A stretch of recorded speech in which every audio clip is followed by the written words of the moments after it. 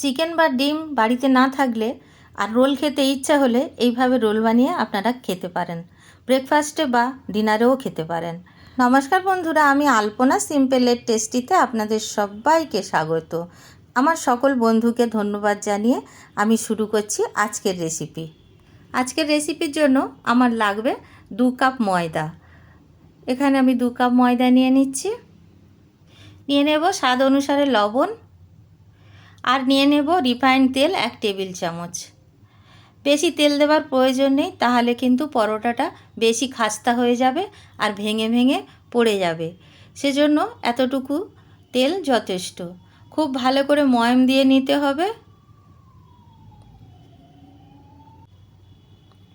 সব দিকটা যাতে যায়, লবণ বা তেল সব দিকটা যাতে যায় সেই দিকটা খেয়াল রাখতে হবে। আর এইভাবে ময়াম দিয়ে নিতে হবে। আমাদের ময়াম দেওয়া হয়ে গেছে। এখন অল্প অল্প করে জল দিয়ে একটা ডো তৈরি করে নেব।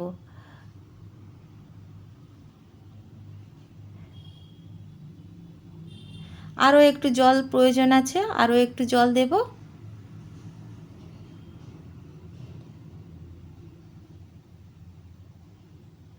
এইভাবে একটা ময়দাগুলো মাখতে মাখতে একটা ডো তৈরি করে নেব।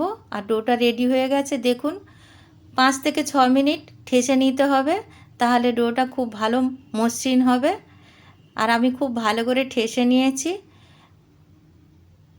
দেখে নিশ্চয়ই বুঝতে পাচ্ছেন। এখন আমি অল্প একটু রিফাইন্ড তেল দিয়ে দেব ডোয়ের গায়ে, ভালো করে মাখিয়ে দেব যাতে ডোটা শক্ত না হয়ে যায়। ঢাকা দিয়ে রেখে দেব রেস্টে 30 মিনিটের জন্য।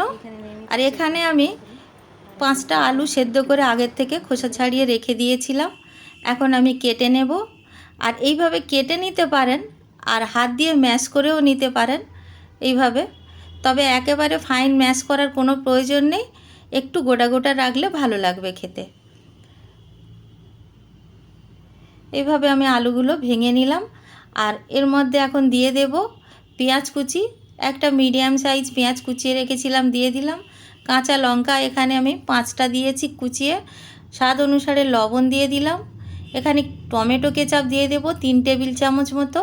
আপনারা চাইলে আরও একটু বেশি দিতে পারেন। এখানে মেয়োনিজ দিয়ে দেব।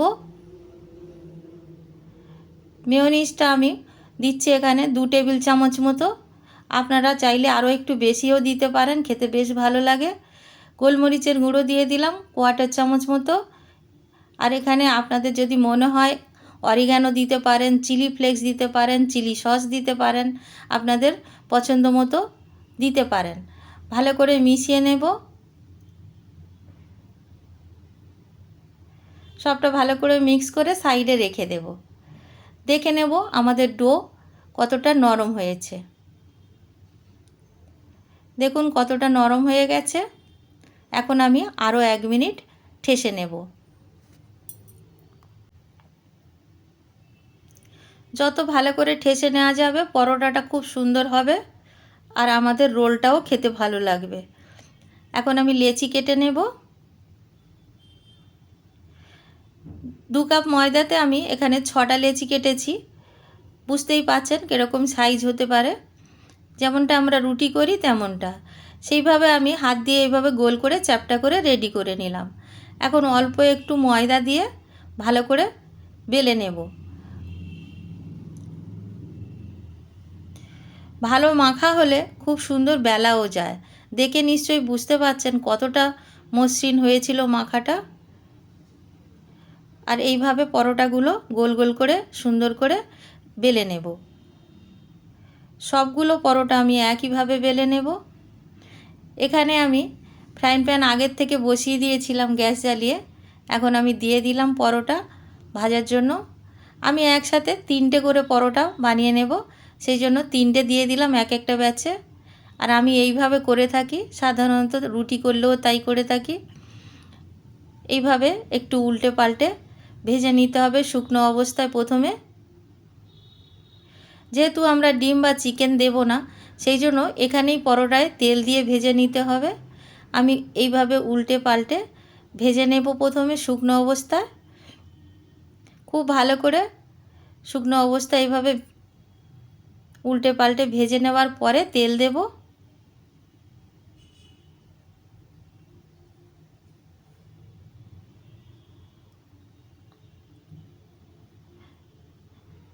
এখন আমাদের রেডি হয়ে গেছে। এবারে তেল দিয়ে দিতে হবে। আমাদের মোটামুটি ভাজা হয়ে গেছে শুকনো অবস্থায়। এখন তেল দিয়ে দেব। তেল যখন দেব আমরা গ্যাসের ফ্লেমটা একেবারে লোতে রাখতে হবে, তা নইলে পুড়ে উঠতে পারে।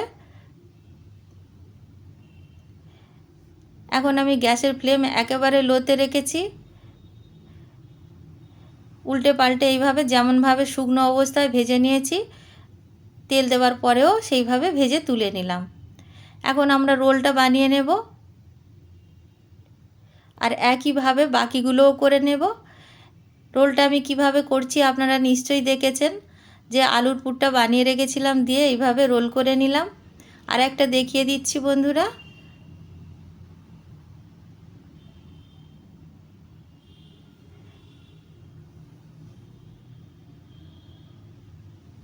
খুবই গরম আছে, ধরতে একটু অসুবিধা হচ্ছে, কিন্তু রোলটা খুব সুন্দরভাবে এইভাবে যদি আমরা গরম অবস্থায় রোল বানিয়ে নিই তাহলে কিন্তু সুন্দর টাইট থাকে আর পরে খুলে আসে না। সেজন্য আমি একটু গরম অবস্থায় এইভাবে বানিয়ে নিচ্ছি। বাকি 3টে পরোটা আরও আমি বানিয়ে নিয়েছি, আর একইভাবে আমি রোল করে নেব। আপনারা টিফিনেও দিতে পারবেন, লাঞ্চে খেতে পারবেন, ডিনারেও খেতে পারবেন, ব্রেকফাস্টেও খেতে পারবেন। যারা দুপুরবেলা ভাত খান না তারা কিন্তু এইভাবে টিফিন বক্সে নিয়ে চলে যেতে পারবেন অফিসে বা টিফিনে। তাদের জন্য এটা খুবই সুবিধাজনক আর খুবই টেস্টি হয়। বাড়িতে বানাবেন, কেমন লাগলো কমেন্ট করে জানাবেন। রেসিপি যদি ভালো লাগে লাইক করবেন, শেয়ার করবেন। নতুন বন্ধু হলে সাবস্ক্রাইব করতে ভুলবেন না যেন। আজকের এই পর্যন্ত, দেখা হবে পরের ভিডিও নতুন কোনো রেসিপির সঙ্গে। সুস্থ থাকবেন। ধন্যবাদ। নমস্কার।